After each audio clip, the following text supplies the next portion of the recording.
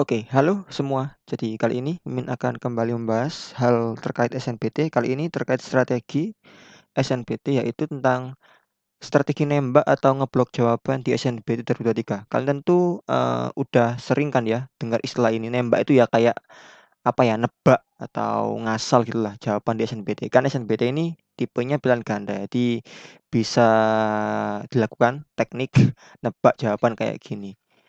Nah, kali ini akan bahas, beberapa cara-caranya atau mungkin juga, plus minusnya kayak gini. Apakah nembak itu bisa menurunkan skor IRT kalian? Buat yang mau tahu silakan simak video ini sampai akhir ya.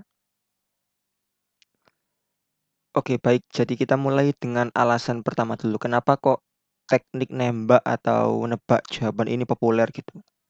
Pertama kita bisa lihat dari sini dulu. Ini adalah, datanya, data soal dan waktu yang diberikan oleh pihak LTMPT.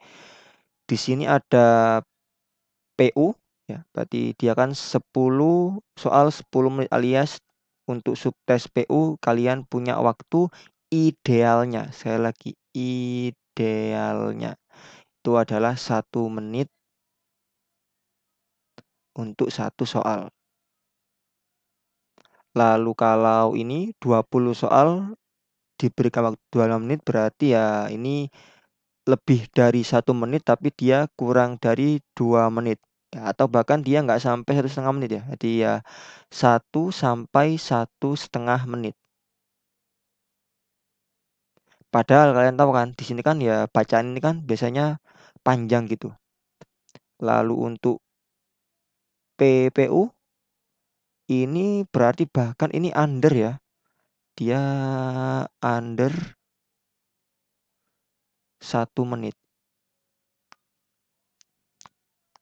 Kalau lanjutin lagi ke PK ini ya dia kayak yang apa ya tadi, PBM tadi mungkin dia masih 1 sampai 1,5 menit lah. Penalaran mat juga sama, 1 sampai 1,5 menit. Lalu untuk literasi, literasi ini cukup banyak ya, hampir 1,5 menitan lah.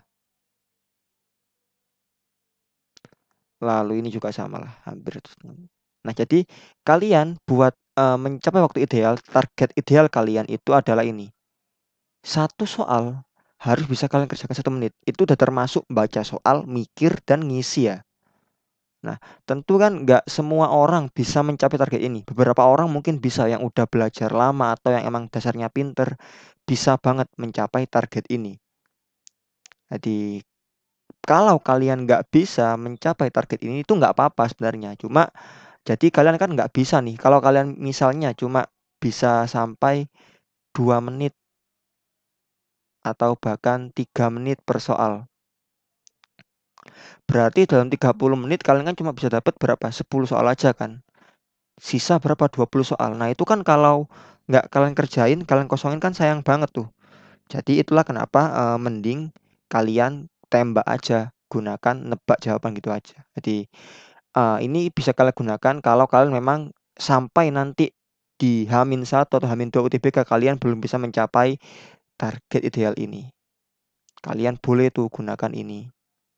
Kalau sekarang ya masih ada waktu, kalian belajar dulu aja. Yang penting ini aja tadi. Kenapa kok nembak itu ada ya? Karena ini waktunya. Waktunya nggak cukup dan, eee, opsinya atau bentuk soalnya itu adalah pilihan ganda yang bisa kita gunakan untuk nembak gitu. BTW kalau kita lihat timeline dari sekarang kan ketika video ini dibuat itu tanggal 5. Tanggal 5 kalau kalian dapat gelombang 1 ya masih 1 bulan lah ya, 1 bulan. Kalau kalian dapat gelombang 2 bahkan masih bisa 1,5 bulan.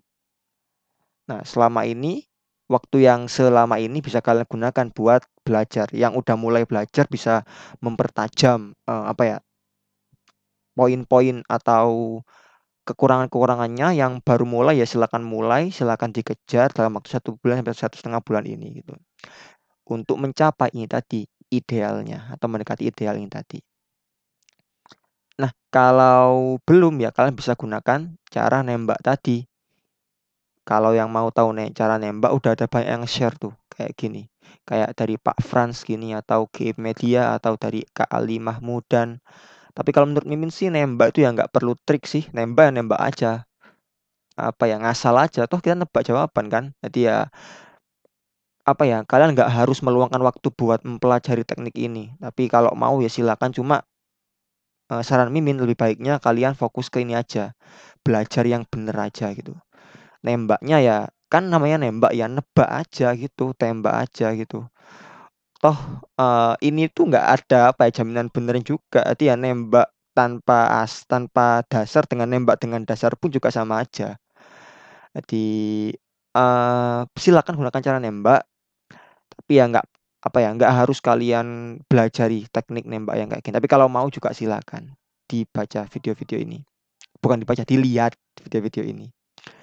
Nah, oke, kita tadi punya pertanyaan ya, apakah nembak bisa menurunkan skor IRT? Kan ada yang bilang tuh, IRT kan nanti ada apa ya, soal sulit, soal mudah gitu. Karena kalau ada soal yang banyak yang salah di sana, dianggap soal itu sulit. Kan kalau nembak, peluang kita salah lebih besar daripada kita benar. Apakah dengan nembak kita akan menurunkan skor kita dan meningkatkan skor yang lain? Bisa jadi. Cuma itu kan di luar kendali kalian. Kan kalian kalau salah ya udah salah, toh biarkan yang lain tinggi. Tapi kalau kalian nggak ngisi itu kan pasti salah. Tapi kalau kalian ngisi nembak kan ada peluang benar. Ya siapa tahu namanya hoki atau Dewi Fortuna atau keuntungan kan nggak tahu. Siapa tahu pas di saat itu kalian lagi untung atau hoki gitu. Bisa aja kalian benar gitu. Jadi kalau menurut Mimin sih sah-sah aja nembak. Nggak lebih banyak poin plusnya daripada minusnya di nembak itu. Apalagi kalau di sistem IRT yang sekarang ya nggak ada minus kan. Jadi IRT itu kan kalau bener satu, kalau salah nol. Baru nanti diproses lagi untuk soal gampang dan sulitnya.